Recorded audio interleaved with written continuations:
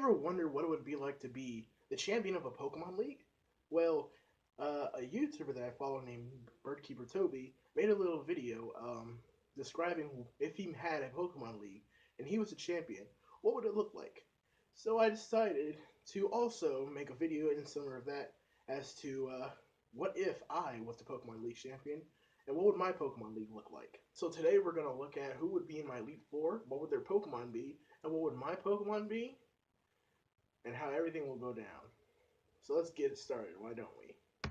So for my Pokemon League, I wanted to be based off of mythologies and folklore and everything of that sort. I've always had an interest in mythology and all that, and mythical creatures and all that, especially since I like to draw.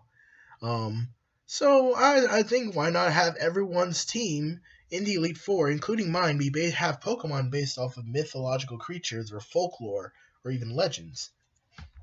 So let's begin. As you enter the Elite Tower, the first floor is filled with lush green vegetation that has a backyardy aroma to it. As you reach the final steps, you see the first Elite Four member, Bugsy, from the Johto region. He exchanges some kind words and then challenges you, using his Butterfree, Shedinja, Volcarona, Golisopod, and his main, which is also holding the Beginnium Z. First Pokemon Butterfree is loosely based off of the Japanese belief that butterflies are the human representation of souls.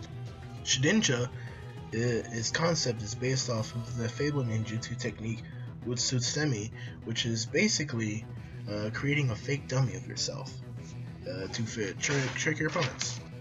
Volcarona is based off of the flaming angel Seraph, which is basically a six-winged angel without legs, usually in its original depictions.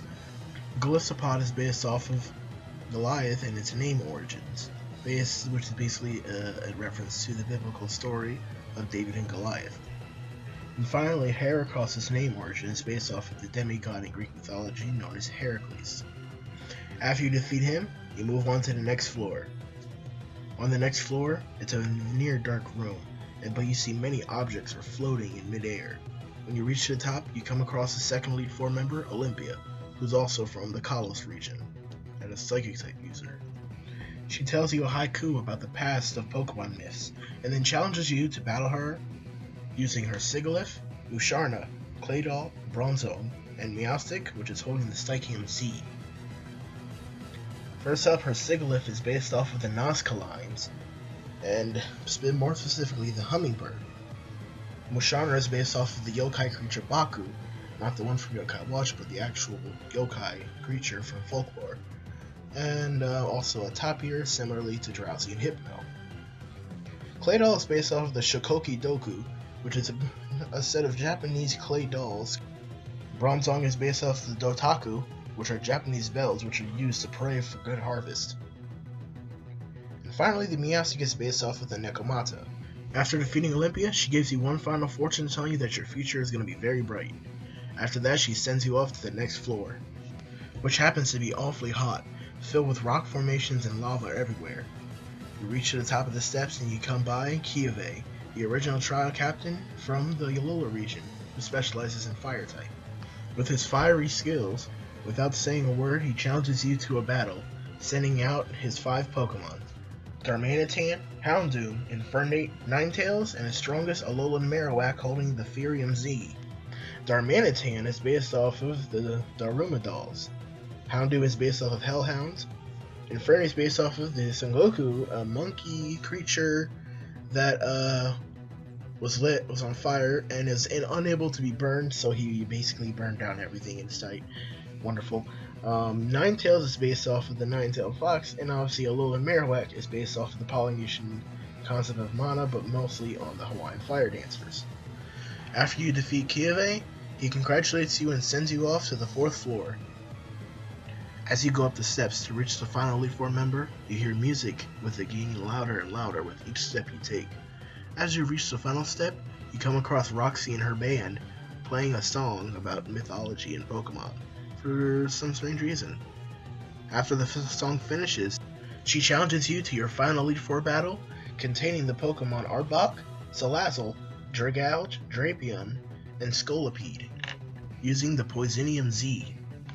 Arbok is considered to be based off of the basilisk, which is a reptilian creature in mythology.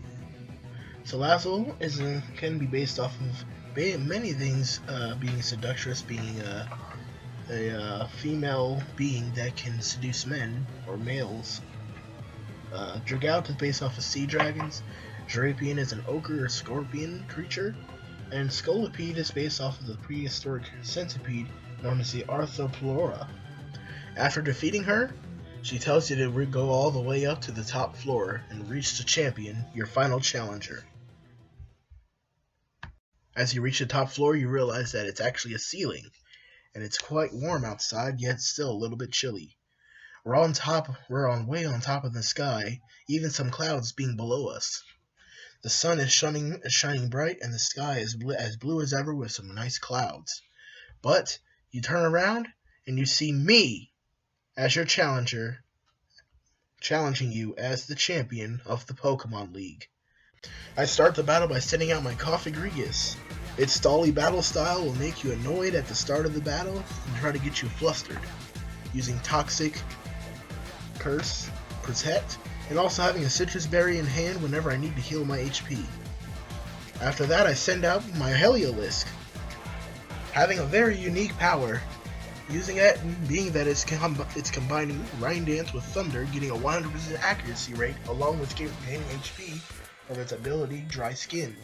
And not only that, if you try to use a ground type move, I'll use the move Camouflage and change it to Flying type, since we're in the sky already. And finally, we're going to send out Mawile. This Pokemon is going to use Intimidate to lower your attack, and then you throw out some attacks of its own. Then we send out Gengar, a very high special attacker, using only special attack moves. Each one is using it for stab or for coverage of its own weaknesses. Then we have Togekiss, a Pokemon that's also very highly used and special. All of its moves are special, and you taking advantage of its Serene Grace ability and adding its effects, including burn damage, raising stats, or giving you a chance of flinch. And then finally, we have my star Pokemon, Drampa, who uses the Dragonium Z to power up, also using the move Roost whenever I need to heal, taking advantage of the ability Berserk, raising my special attack whenever Drampa's HP is down to lower than half. However, if you manage to defeat me, I admit defeat, chuckle a bit, pat you on the back and congratulate you, and then enter you in the Hall of Fame as the brand new champion of the Pokemon League. I just want to thank you guys for watching this video, and I'm glad that you enjoyed it. If you want some more, just subscribe for more and press the bell whenever you want to be notified when I upload. And I just hope you guys have enjoy the rest of your day. See ya!